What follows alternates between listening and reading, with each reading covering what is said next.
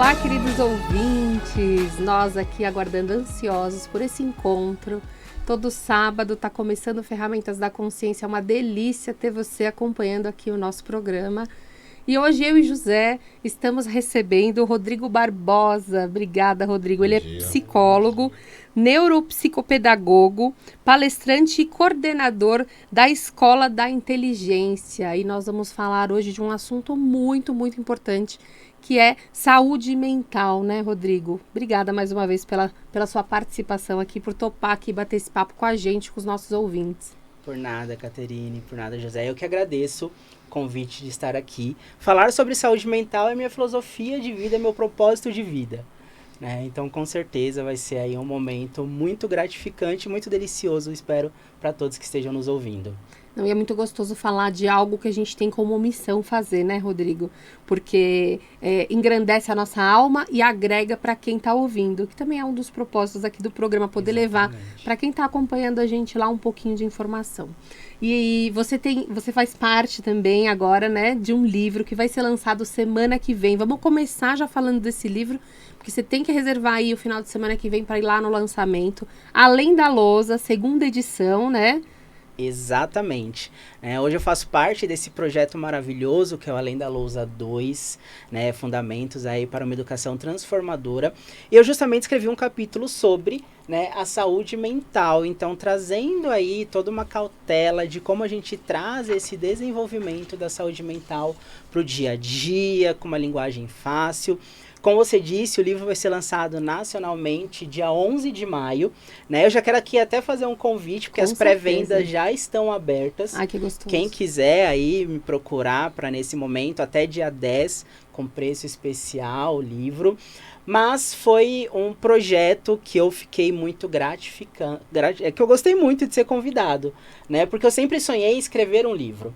Tem aquele famoso ditado, né? Que para você ser uma pessoa completa, você precisa ou ter um filho, escrever um livro e plantar uma árvore. Agora, para mim, falta só ter um filho, né? E vamos ver aí o que o universo espera aí ou me proporciona daqui para frente. E para começar, olhando assim para a saúde mental, fala pra gente o que é saúde mental, né? Porque a gente deve ter várias... Como nós somos consciências divididas, aí nós temos várias visões sobre o que é isso. Mas o que é a educação? O que o Rodrigo fala sobre saúde mental? Legal, Catarina. Eu gosto primeiro de trazer a definição da saúde mental pela OMS, né, que é a Organização Mundial da Saúde, que ela informa que a saúde mental não é a ausência da doença.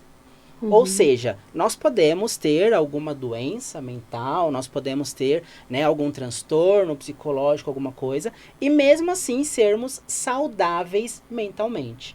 Como? Sabendo lidar com as nossas adversidades, sabendo lidar com os nossos comportamentos e gerenciar aí os nossos pensamentos diante de tudo isso.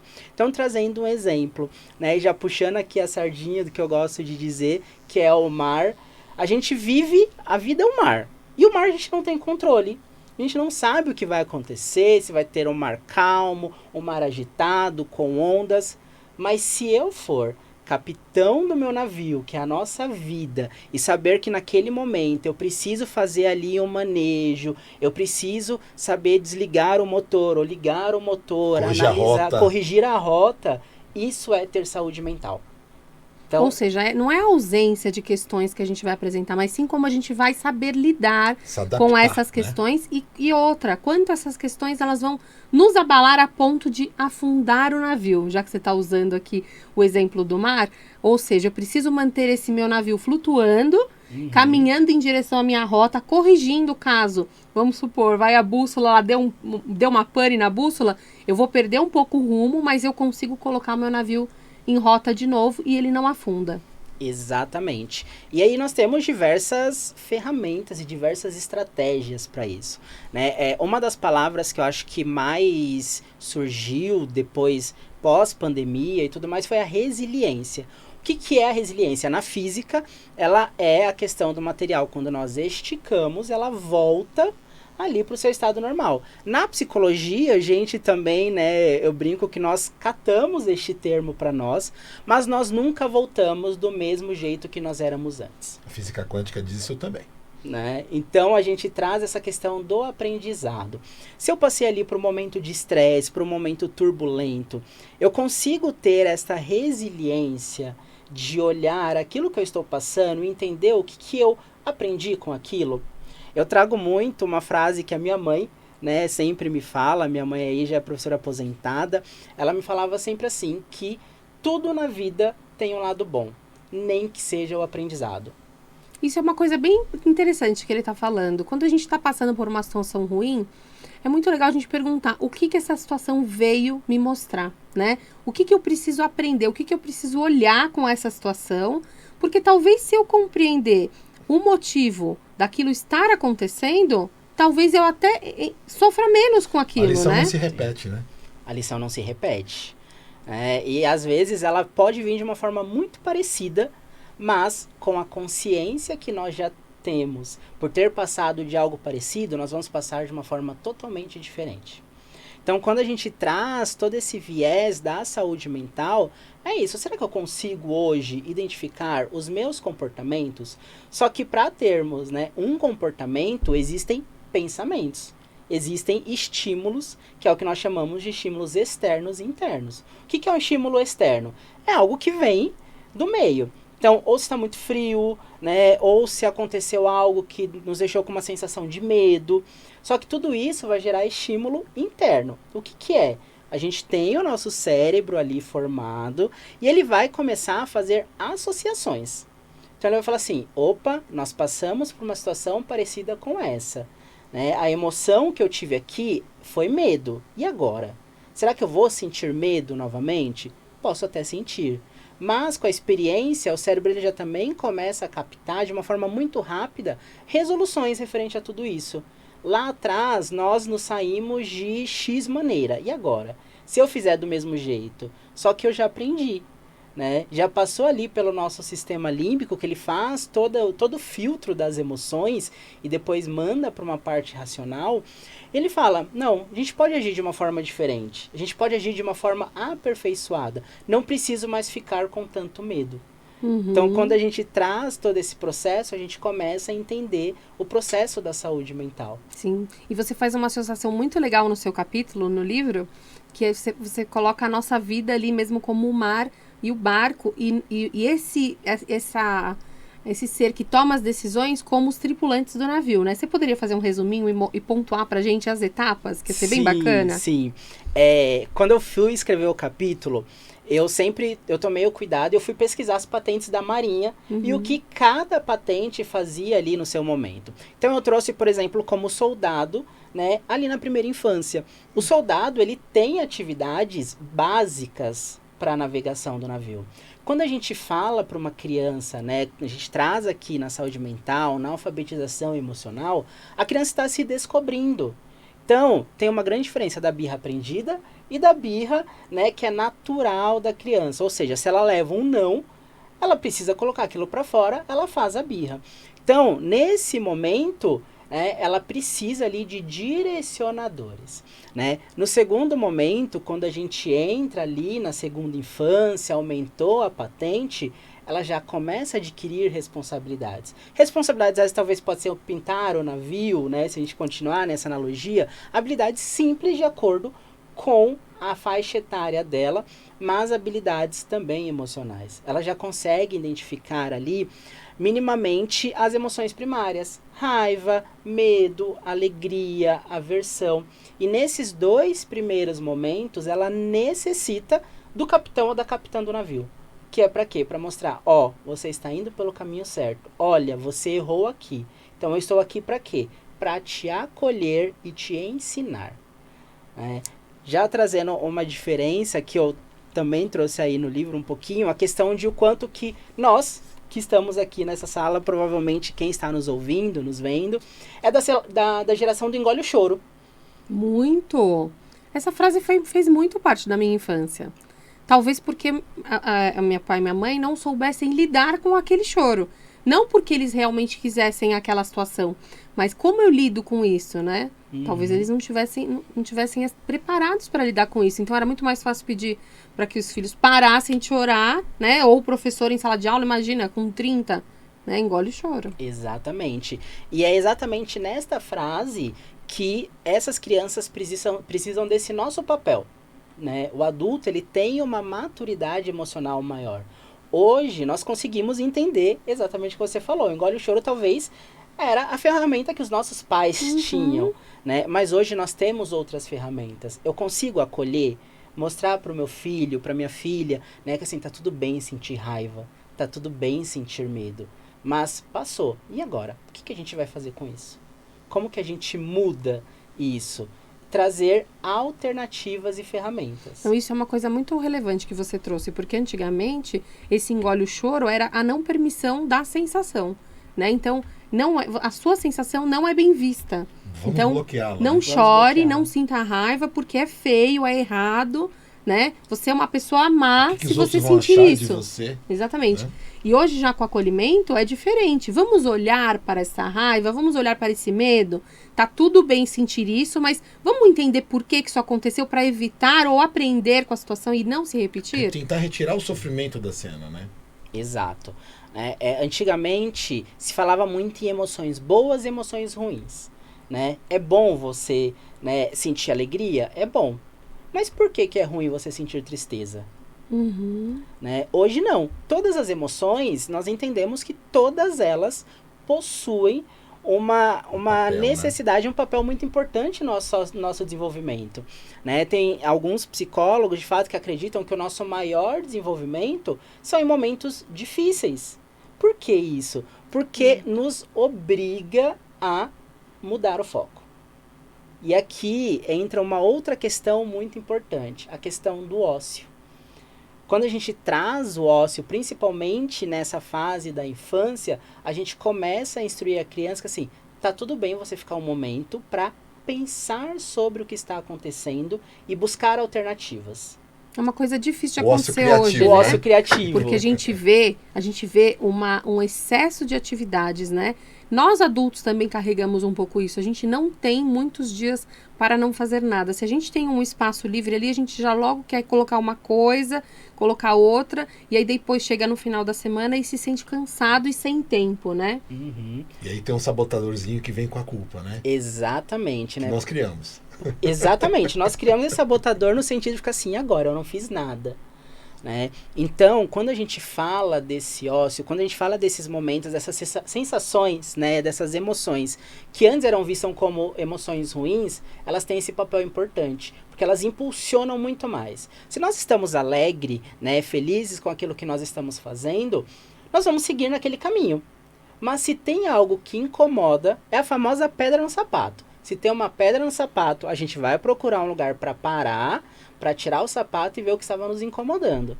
Então é a mesma coisa essas emoções. Elas acontecem porque nós precisamos mudar a nossa rota. A gente pode até dizer que quando essas sensações ou emoções acontecem, é justamente um indicativo de que talvez a gente não esteja indo no caminho certo, como você está dizendo. Né? Se a gente pensar no divertidamente, né, aquela sala de comando, são sinais, né? Uma luzinha que está ligando, acendendo, né? Exatamente. E essas luzinhas que nós precisamos ficar atentos. Quando a gente fala de saúde mental, acendeu uma luz referente a qualquer questão, referente ao nosso comportamento, às nossas emoções, a gente, opa, o que está acontecendo aqui? Né? Eu preciso mudar a rota, eu preciso buscar uma ajuda. Então, a gente traz todo esse cuidado nesse desenvolvimento, né? E aí a gente começa a entrar também na adolescência. Esse período sim. Eu acredito que a maior parte das questões vai se manifestando aí na adolescência, porque é a hora em que o indivíduo deixa de fazer parte única e exclusivamente do núcleo familiar para começar a experimentar o mundo, né? Sim. Então eu começo a comparar o meu núcleo familiar, né? Ou a minha sala de aula com as salas de aula ao redor, né? Exatamente. Quando a gente fala da adolescência, né, me veio agora em mente, normalmente um navio de grande porte, ele precisa daquele barquinho para rebocá-lo até alto mar. Ele não consegue ir sozinho. Então, vamos supor que o adolescente ele já está ali assumindo um papel maior no seu navio. Ele ainda não pode ser capitão, porque ele precisa de um apoio muito maior. Ele precisa de direcionamento. E os pais são exatamente este barquinho. Os Me adultos veio são de esses te fazer uma barquinhos. pergunta. O que acontece com esse adolescente se o adulto, que é o barquinho, acha que o adolescente já pode ser capitão do seu próprio navio e abandona? Troca ele de lugar. Porque eu vejo muito isso acontecer, sabe? O pai vê lá o filho chegar, o pai e a mãe vê o filho chegar aos 18 anos e fala, vamos lá que agora se vira, que agora a carga é sua. É contigo. Vamos lá, faz acontecer, porque você já cresceu, agora não tem mais papel nenhum aqui. Quando isso acontece, normalmente nós estamos criando adultos ansiosos e adultos frágeis. Então nós precisamos entender todas as etapas do desenvolvimento humano e o quanto que cada uma dessas etapas precisa desse apoio. Quando eu trago adulto aqui, né, eu não trago somente o pai e a mãe, eu trago todo o meio que está ali, né, ao redor, ou seja, os professores, os tutores, Os tios, os avós. Então, a gente precisa entender que não é porque o adolescente já está pedindo, por exemplo, um dinheiro pro pai e pra mãe ali já para ir para uma festinha, né? Que fala assim, já pode pegar Uber sozinho, que emocionalmente também ele está preparado. Sim. Né? Nós temos uma área no cérebro que é o pré-córtex frontal, que é justamente a área do cérebro responsável pelas atitudes, né? Pelo pensamento crítico. É essa área que vai filtrar e vai falar assim, opa, isso aqui eu posso, isso aqui eu não posso. Né? E aí já foi comprovado cientificamente que essa área demora aí até aproximadamente seus 25 anos para ser desenvolvida. Tanto que a adolescência, em algumas bibliografias, ela vai até os 25 anos agora. Por quê? Porque este adulto, esta pessoa, este adolescente, ainda está passando por uma transformação física. E o adulto, enquanto aquela pessoa que tem uma maturidade emocional, está ali para dar esse suporte. Se a gente não dá, realmente a gente solta uma pessoa a mar aberto sem as ferramentas. Porque essa área é justamente a área que você vai desenvolver para estar apto para as decisões, né? Sim. E agora, né? E agora? O que eu tenho, o que eu faço? E eu fico imaginando também esse adolescente, né, com essa idade, sendo colocado no mundo desse jeito, sem a menor noção de para onde é o rumo, né, que ele deve tomar. Eu vi um post no Instagram de um adolescente americano, que eu acho que na cultura americana isso é muito comum, né? Sim. O jovem faz 18 anos, ele é obrigado a tomar seu próprio rumo, né, mudar da casa dos pais e tudo mais. E era um menino de 18 anos que falou, minha mãe pediu para mim sair, porque eu fiz 18 anos, e eu não tenho para onde ir, eu vou dormir na rua hoje, porque eu não sei o que eu vou fazer. Então, isso me chocou um pouco, né? Porque eu imaginei, esse adulto também não foi amparado quando ele também estava nessa época. Sim. Então, é uma replicação de padrões, né? Exatamente. E aí, o mais interessante, fazendo um recorte para a sociedade de hoje. Na infância, nós temos hoje, né, uma grande maioria de pais super protetores. Chega na adolescência, já solta de vez. Fazer uma analogia na escola. Na infância ali, até o 4º ano, 5º ano, né? Isso pode parecer não muito normal, mas o pai, a mãe ali, o cuidador, ainda arruma a mochila do filho para ir para a escola. Aí quando virou a chavinha, foi para o 6º ano, que tem horário de aula, vai. Chegou no ensino médio, né? Quantos depoimentos de aluno eu já ouvi que falava assim, eu só queria a minha mãe ou meu pai mais próximo de mim. Olha, eu ia na reunião do ensino médio dos meus filhos, eu e mais 4 gatos pingados. Os pais não iam na reunião do ensino médio. Eu achava aquilo uma coisa, assim, estranhíssima, né? Porque os pais também têm essa tendência de achar que os filhos são crianças sempre, né? Eu me coloco nessa. Mas eu sempre privei, assim, pelo exagero do que pela falta. Eu não sei por que eu trago isso, né? Mas eu sempre achei que precisa de auxílio. E eu acho que a gente vai sentir isso, vai sentir muito internamente quando for sozinho. Porque a mãe quer o filho feliz, o pai quer o filho feliz, né? Os próprios professores querem ver o aluno caminhando sozinho. Só que quando você solta um pouquinho e você não tem aquele feedback de que ele está indo bem, o mínimo é você retomar o cuidado, né? Exato. E todo esse processo, né, é esse processo de desenvolvimento da saúde mental. Então, esse adolescente que em algum momento já foi solto, o meio, ele transforma o ser. Né? Então, a sociedade que nós estamos inserida, ela vai trazer aí consequências, sendo positivas ou não, para nós, para o ser. Se você pega um adolescente que ainda não tem essa capacidade de fato discernir, né, o que é o certo, o que é o errado. Claro, ele carrega ali os valores da família, né, a família vem trazendo esses valores, mas aí você solta para o mundo. E aí ele não tem uma pessoa de confiança. Ele não tem uma pessoa para falar assim, ele não tem o porto. Ele não tem o porto. Né? A gente tá falando de navio, aonde que ele vai ancorar esse navio quando a tempestade chegar? Se ele tiver um porto, é muito mais confortável, né? Então ele vai, faz a exploração e volta e fica no porto. Quem é o Moai dele, né? Quem é o Moai, né? Que Moai é uma condição apoio, japonesa. Né? É exatamente isso. Ele precisa, né, dessa rede de apoio de adultos, para aquele momento que ele errou, ele sinta a confiança de que, opa, preciso voltar aqui. Né? Quantas vezes, trazendo aqui um pouco da minha experiência, eu comecei a trabalhar, fazer estágio com 17 anos, e às vezes acontecia alguma coisa, né, e eu corria pro meu pai ou pra minha mãe. Principalmente que eu trabalhei em indústria, para não parecer, mais um parênteses, eu sou formado técnico em mecatrônica antes da psicologia. E aí eu corria pro meu pai porque era a área de trabalho do meu pai. Sim. E agora, o que eu faço nisso? Ou eu corria alguma coisa, que nem hoje alguma coisa de educação, eu corro pra minha mãe, né? E é ter esse porto. E esse porto, ele precisa existir pro resto da vida. Nisso, muitas vezes a gente pensa assim, Rodrigo, mas você está falando que nós vamos criar adultos, né, com dependência emocional. Muito pelo contrário.